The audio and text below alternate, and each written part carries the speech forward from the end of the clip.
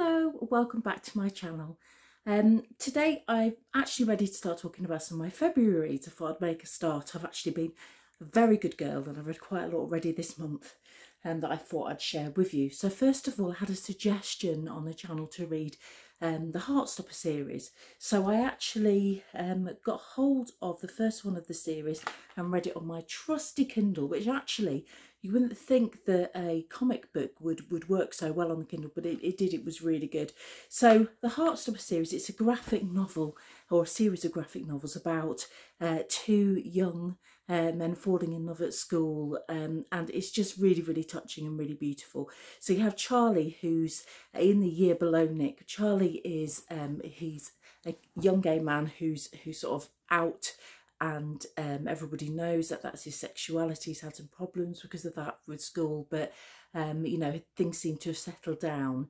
And then he meets Nick, who is one of the rugby lads who's in the year above, and he sort of curses himself for falling for this straight boy.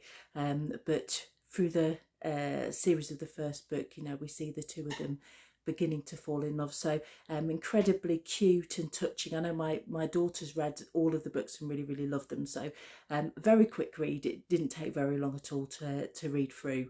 But thank you for that recommendation. I did really enjoy it. And if you like a really cute story, then that's certainly one that's worth picking up for a quick breeze through. So the other books I've read, one of which is this thriller, The Things We Do to Our Friends. So I picked this up in the Waterstone sale, and it was kind of a mixed bag really. I did really enjoy it. It's the story of a young girl called Claire who's going up to university in Edinburgh, and you get the impression early on that she's wanting a fresh start, and this opportunity of going to Edinburgh and going to university is going to give her that. We don't find out much about you know, what had happened previously, but there's hints that something has gone awry in the past that's led her to wanting this fresh start.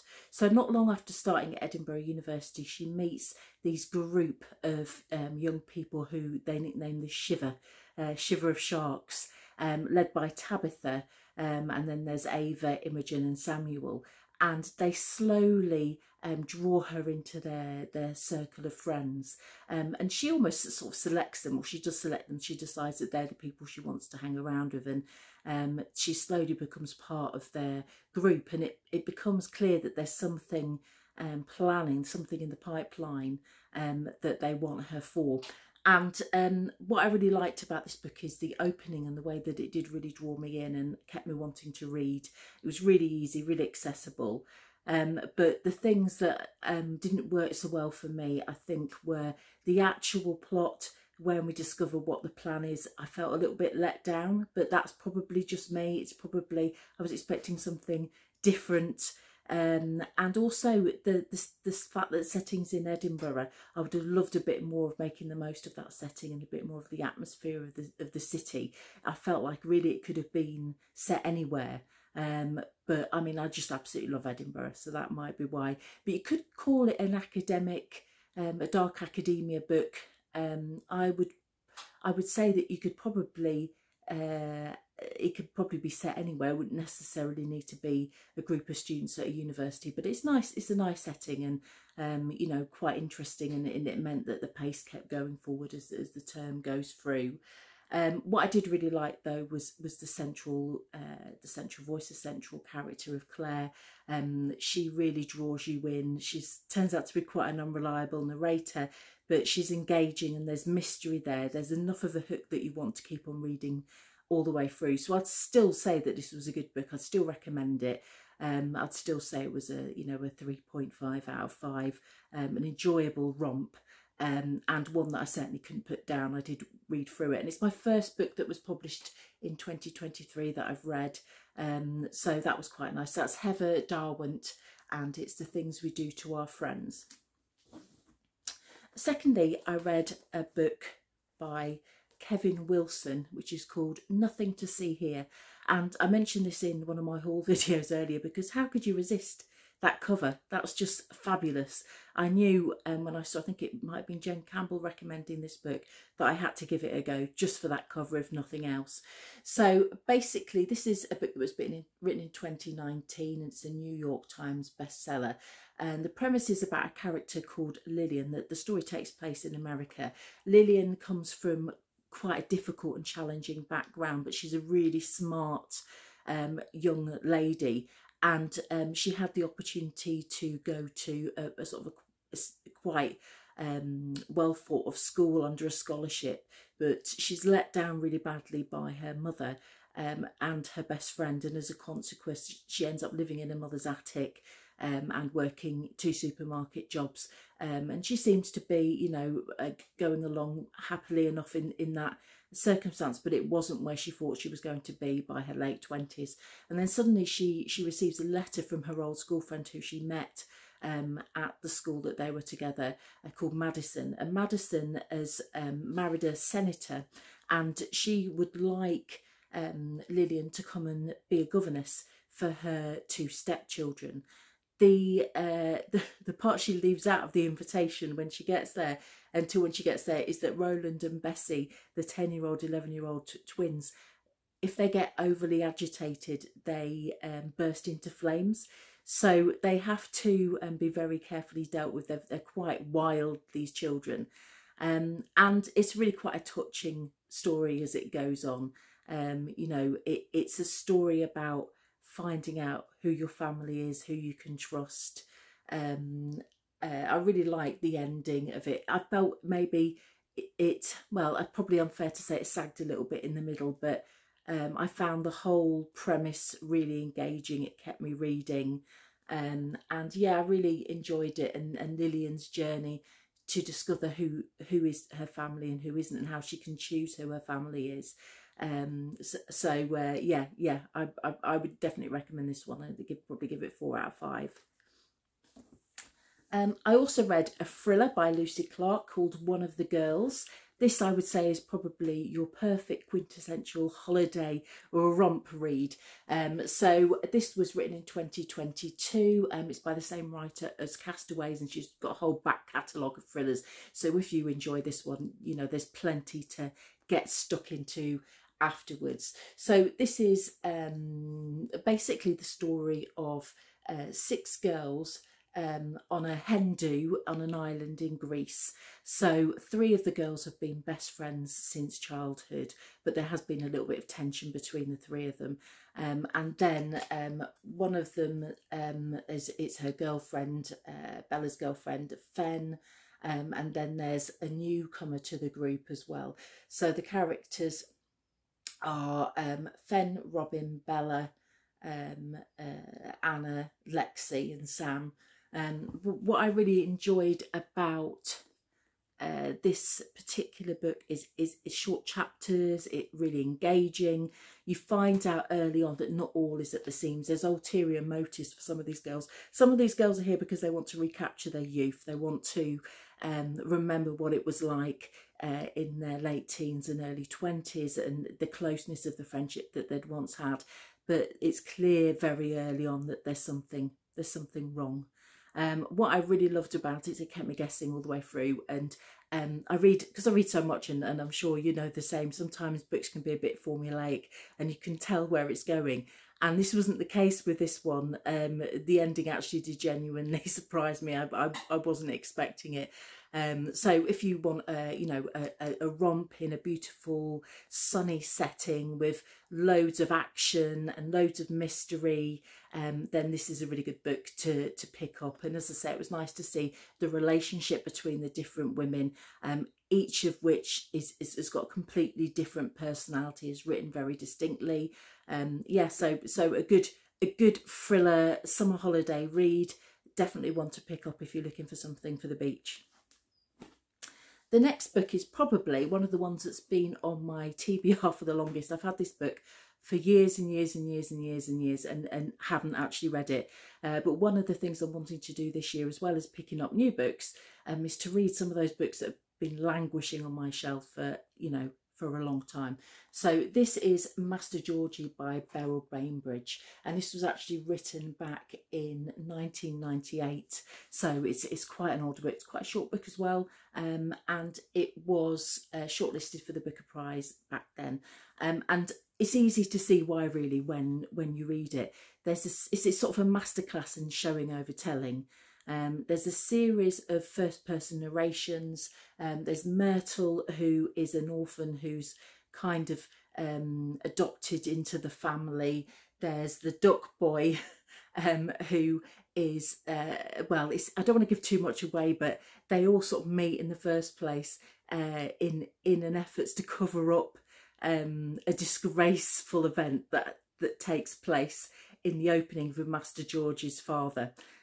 So the duck boy, as he's named, helped cover up this event, and Myrtle was already part of the family. And then we have Potter, who is married to Master George's sister, Beatrice. So they start off, it's a really interesting historical piece of fiction, but what's interesting is we only get to see what's actually happening as the chapters stack up, as you get to see events through the different eyes of the different characters.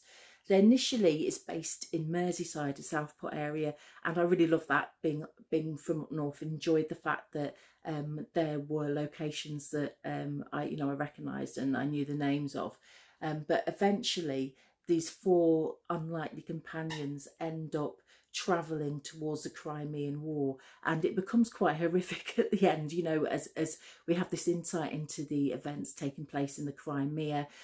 Master Georgie is a doctor, so he goes out there to help, and Potter and Myrtle are kind of his entourage, and they meet Duck Boy out there, and he's somebody who features earlier on in the book. So yeah, it's a really interesting historical piece of writing. It's a really short read, but what I really loved about it was the distinctiveness of those central characters who are telling the story. We never hear anything through Master George's own voice, but the view we get of this unlikely hero through the different point of views throughout the book is really interesting. And yeah, he's painted in a mixture of pictures, but they're Myrtle and Duck Boy particularly are both kind of circling around his orbit, whereas Potter is a very sort of academic, man who's sort of disconnecting a little bit from the reality of what's happening. But yeah, enjoyable book, funny in places, horrific in places, but yeah, definitely recommend. And although it's taken me a long time to get there, I'm really glad I read it. I mentioned a couple of others of Beryl Bainbridge's books in my previous video. I actually attributed them to Rose Tremaine, but they were Beryl Bainbridge, which is The Birthday Boys and Every Man for Himself. So if you like books about Titanic, that latter one is one to check out. But yeah, she's a great writer, and there's a whole load of back catalogue for you to explore if you do like her work. Next I read Giovanni's Room. This is one that I've seen mentioned quite a few times on different channels. What really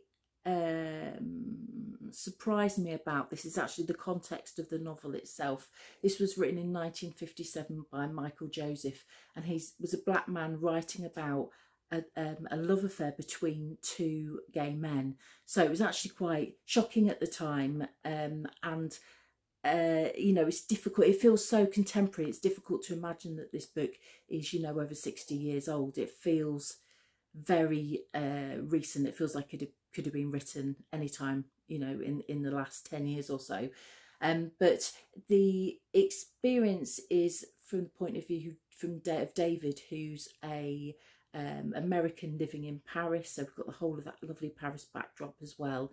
And he was having a love affair with a woman called Alice, who's gone off to Spain to sort of discover what she wants out of life. So he's been left in Paris. And we know that in his childhood or his younger days, he did have an experience with another young man, but he sort of repressed that side of his personality, and it becomes something that he finds shameful and embarrassing. So he kind of puts that to one side until he meets Giovanni, and they embark on this love affair.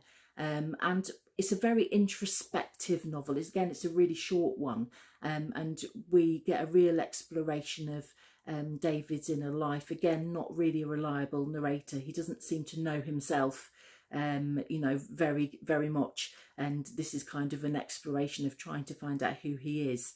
And you know, the novel has quite tragic ending to it as a result of the actions that take place between the two men. But it's, yeah, I found it a really interesting book. It's not, you know, a thrilling, rip-riding, you know, flash through book. You know, it's one that you're going to want to think about and you know, go back and read again. There's a lot there to really consider in the relationship between these two men. But I did really enjoy it. I did really enjoy it. And talking about literary fiction, the other book I read in the fiction category was Burnt Shadows, and this was a 2009 novel by Camilla Shamsi. This is one that I was lent to be one of my friends, and I was very keen to get back to her, so I've finally read it. And this was shortlisted for the Orange Prize, and it felt like a bit of a shift in gear after the thrillers that I'd been reading this month. This is definitely a book with some weight to it, a book that you need to take your time with. You need to read it on a slower pace, but rewarding to do so. So basically it's an expansive saga that lasts about 50 years. It starts in Nagasaki with Hiroko, a young lady who is just got engaged to a German man, and then the bomb is dropped and everything in her life changes. And from Nagasaki she goes to pre-partition India, and then we also have parts of the book in New York. You know, it's an Afghanistan. There's lots of different really well researched backdrops in this novel, and as we learn about the characters and how they meet and their children and everything that sort of plays out between them, yeah, it's definitely a book that you want to take a bit more time with. There's a lot to gain out of it, but it's not a quick read. I had to keep rereading. After reading a thriller, I had to keep rereading bits to make sure it was all going in. But fascinating, really fascinating book. It's an exploration really of what it means to lose your place of, you lose your home, to be homeless really, and to be moved around, and the effect that has on your identity, and how that plays out through the generations. It's about loss, it's about resilience, it's about forgiveness, it's about survival, and played across this vast landscape of years and different locations. You know, as I say, from a historical point of view, I found it really fascinating, but also, you know, incredibly touching, you know, heartbreaking at times, but finding out about how all these characters met and how they interacted and formed these lifelong bonds, these unexpected kind of bonds really. Yeah, I really enjoyed it, but it is much more of a read that you need to take some time with. I also read a non-fiction book this month called The 7 Ages of Death, and that's by Dr. Richard Shepherd, written in 2021. And this is a non-fiction book through the written by a forensic pathologist, one of the #1 forensic pathologists in the country, in the UK. This was recommended by Alice at the Book Castle, and I really did find it fascinating. This isn't going to be a book for everybody. The first chapter begins with an autopsy of a baby, and I found that a bit of a shock when I first sort of started reading the book, but actually it's really fascinating, and it's kind of a celebration of the body as well, and the beauty and the mechanics of the body.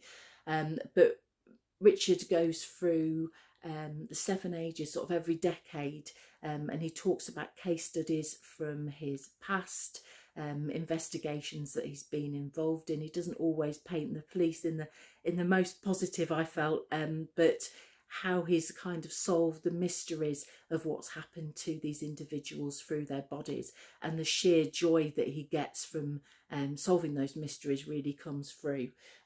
So it could be quite distressing, you know, and so probably, you know, it might be a bit of a trigger to some people as you go through these different ages. And he talks about what the most likely causes of deaths are of those ages, and I found that really fascinating too. So I learned quite a lot from the book, but also you know, it's quite quite gut punchy as well when you're introduced to some of these individuals and you find out about the events that have led up to them laying on a slab in front of Dr. Richard Shepherd. But yeah, I found it an interesting book. I'm interested in books about these sorts of topics. I read What Remains last month, and I've got Written in Bone to read as well, so it certainly won't be the last one of these kinds of books I read. But if you're interested in forensic pathology and the human body and what happens after you die, then this is a really interesting and gripping read, and it's written in a very accessible way as well. It doesn't feel like a scientific you know, exploration. It's written as a non-fiction memoir, and it's very engaging. Last of all, I read Skear by Tim Lardette, which is a collection of poems about the Cockling tragedy in 2004 in Hesbank near Morecambe. And the reason I picked this up is it's an area that I'm studying for my PhD. Skear itself is the highest part of the land as the coast comes in, as the tide comes in. It's the last part that stays dry before the tide comes in. And for those who aren't aware of the events in 2004, you know, nearly 30 Chinese people lost their lives when they got stranded on the beaches at Morecambe Bay while they were cockling. And what I really loved about this collection is it's really emotive, but it lists the names of those people who lost their lives at the beginning, which I thought was a really nice touch, because these are people who are kind of don't always have a voice in the story. So he makes sure that the voices of these individuals who lost their lives so tragically are included. And there's a real sense of movement and action in the pieces as well, that, you know, that a lot of the pieces kind of dwell on the actual events of that night. And yeah, really hard-hitting stuff, but enjoyable. And I was on my way up to visit Hesbank in Morecambe Bay when I read this. But yeah, really beautifully written, lovely use of language, and as I say, this sense of action and jeopardy as these people, you know, found themselves cut off on the beach at 9:30 on a February night. So yeah, I mean, that's halfway through the month, and I'm currently reading Sorrow and Bliss, and hopefully I'll have time to read quite a few more books to add to that list to get to that 100 books this year. But that's as far as I've got so far in February, and I hope that some of those books will appeal to you. If you've got any suggestions based on those reads, let me know, or any books that you'd like me to hear me review, again, let me know. I'll be happy to do so. But thank you very much for your time, and I'll speak to you again soon. Bye.